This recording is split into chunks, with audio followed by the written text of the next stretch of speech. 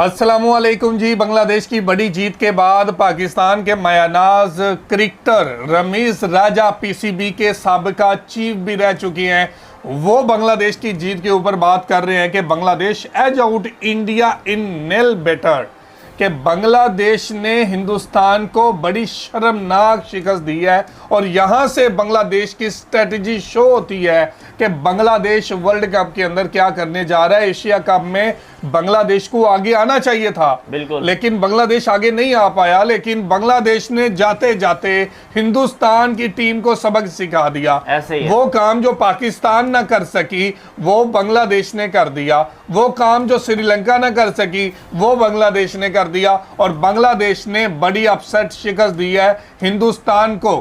तो रमीज राजा बांग्लादेश की इस जीत के ऊपर क्या बात कर रहे हैं, तो आज इसी हवाले से वीडियो है। वीडियो की तरफ बढ़ने से पहले आप दोस्तों से गुजारिश है, अगर आप चैनल पर नए हैं तो चैनल को सब्सक्राइब करें, साथ बने बेल आइकन को भी दबाएं ताकि आपको वीडियो का नोटिफिकेशन सबसे पहले मिलता रहे। चलें वीडियो शुरू करते हैं जी। हैवी गो। बांग्लादेश ने बहुत ही अच्छा मुकाबला जीता और एक तरह से फाइनल से पहले भारत को वेकअप कॉल मिली। माना कि मेजर प्लेयर्स नहीं खेल रहे थे, मगर इसके बावजूद जीतना फाइनल से पहले एक तरह से जरूरी होता है। और था तो ये वैसे dead rubber.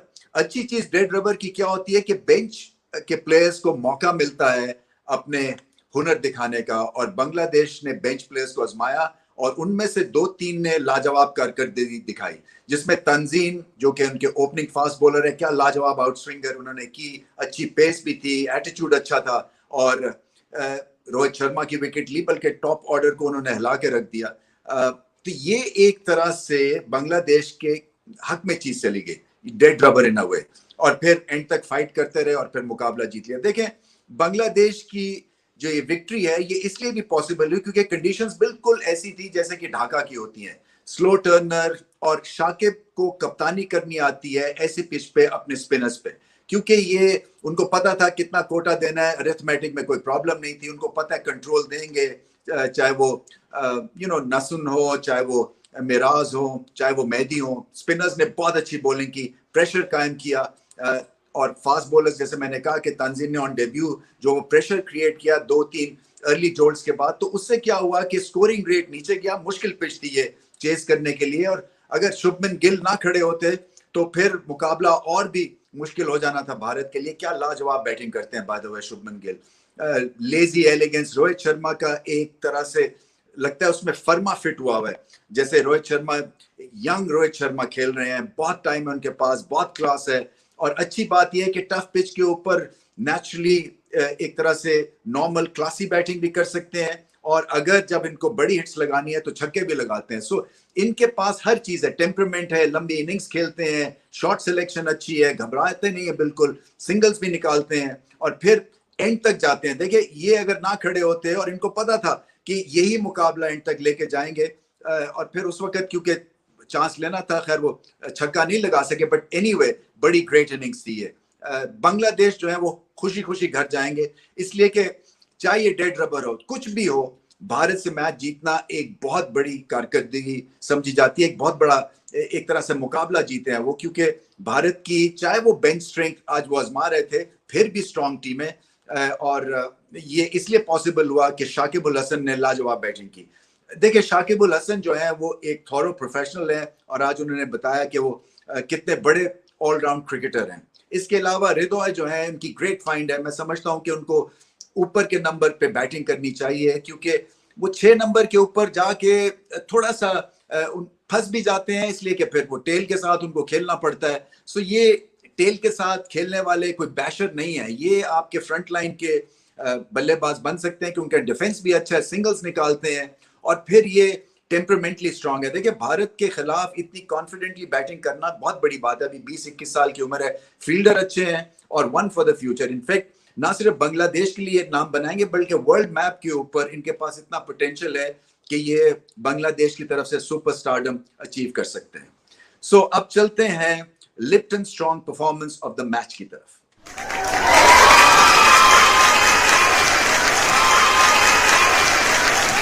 Lipton strong performance of the match, Shakib Al Hasan. Clearly बहुत आला बैटिंग की उन्होंने। देखिए शाकिब के साथ मसले मसाइल चल रहे थे, बैकफुट पे फंसे हुए थे, स्पिनर के अगेंस्ट भी और फास्ट बॉलर्स के अगेंस्ट भी। फिर वो आपका सेकंड लाइन ऑफ डिफेंस जो है वो बनता नहीं है, और ऐसी पिच के ऊपर अगर आप बैकफुट पे फंस गए हैं और तो चांस आपके बोल्ड होने के, लेग बिफोर होने के, और फिर अटैकिंग पोस्चर बैकफुट पे नहीं मिलता। सर्वाइवल का पोस्चर तो मिल जाता है, क्योंकि ऐसा लग रहा था जैसे कि स्पिन को वो रीड नहीं कर रहे हैं, पेसर के खिलाफ थोड़े से बैकफुट पे इसलिए जा रहे हैं कि शायद तेज स्पीड बॉलिंग पे थोड़ा सा कॉन्फिडेंस नहीं है उनका अभी तक वैसा जैसा कि पहले होता था। मगर इस इनिंग्स में फ्रंट फुट पे आके लाजवाब ड्राइव्स खेले, बैलेंस बहुत अच्छा था, जिसकी वजह से ये उन्होंने बहुत अच्छी स्कोर की। एक तरह से क्वालिटी बॉलिंग के खिलाफ रन बॉल का 80 स्कोर कर देना, और इन्हीं की मरून मिल्लत जो है ये यहाँ तक 260-65 तक स्कोर किया। स्कोर ठीक ठाक बांग्लादेश ने किया, और उसमें कॉन्ट्रीब्यूशन दूसरों की भी थी, बट जो कैटलिस्ट थे, जो सेंट्रल फिगर थे, वो शाकिब अल हसन थे। कप्तानी बहुत अच्छी की, एक नेचुरल वो कप्तान दिखे इन कंडीशंस के ऊपर, बहुत अच्छा मैनेज किया अपने स्पिनर्स को, और इसके अलावा खुद भी बॉलिंग बहुत अच्छी की। सो ओवरऑल बहुत अच्छा दिन था बांग्लादेश का, लेड बाय शाकिब अल हसन। तो जी व्यूवर, ये थी वीडियो, और आपने देखा कि रमीज राजा यहाँ पर खुलकर तारीफ कर रहे हैं बांग्लादेश की, और अगर यहाँ पर हिंदुस्तानी मीडिया के पास जवाब नहीं है। अगर हिंदुस्तानी मीडिया ये कहे कि इंडिया की टीम में नए लड़के खेल रहे थे इसीलिए हार गई, तो ये जवाब नहीं बनता, क्योंकि बांग्लादेश ने भी नए लड़कों को मौका दिया था। यहाँ पर बांग्लादेश को पता था हम आगे नहीं आ सकते, हम अपने बैठे हुए बेंच पे बैठे हुए लड़कों को आजमाएं। तंजीम को आजमाया गया, मेहदी हसन को जो है वो आजमाया गया, तो यहाँ पर काफ़ी ज़्यादा नए लड़कों को आजमाया गया। बैटिंग के अंदर आप देखें तो ओपनिंग में बांग्लादेश ने नए लड़कों को ऐड किया, तो यहाँ पर बांग्लादेश की टीम में भी 4-5 चेंज किए गए थे, लेकिन उसके बावजूद बांग्लादेश ने हिंदुस्तान को बीट किया है। पहले डेथ ओवर में जो विकेट लिया रोहित शर्मा की, वहां से कमर तोड़ दी है बांग्लादेश के बॉलर्स ने हिंदुस्तानी टीम की, और यहां पर जो जीत दर्ज की है वो लाजवाब है। यहां पर सवाल ही नहीं उठा सकता हिंदुस्तानी मीडिया। अगर बांग्लादेश चेंजिंग ना करता तो हिंदुस्तान के मीडिया ने कहना तो लो जी ये तो हमारी नई टीम थी, हमारे नए लड़के थे जो एशिया कप नहीं खेल रहे, और बांग्लादेश ने वो पुराने खिलाड़ी खिलाए। लेकिन बांग्लादेश ने भी नए लड़कों को मौका दिया, और उन नए लड़कों ने यहाँ पर आकर साबित किया कि हम कितने काबिल हैं, और हम हिंदुस्तान जैसी टीम को भी टफ टाइम दे सकते हैं। इसमें ये था ना कि इंडिया के अंदर इतनी ज़्यादा चेंजिंग नहीं थी जितनी बांग्लादेश के जैसे इंडिया ने जो चेंज किया था जिन बंदों को, उन्होंने इतना अच्छा रिस्पांस नहीं दिया। लेकिन बांग्लादेश के खिलाड़ियों ने बहुत अच्छा रिस्पांस दिया, बहुत अच्छी क्रिकेट खेली है। जो पहले तंजीम ने तो कमाल कर दिया है, इस तरह से प्रेशराइज किया टीम को कि टीम पूरी एक दफ़ा काम गई कि यार ये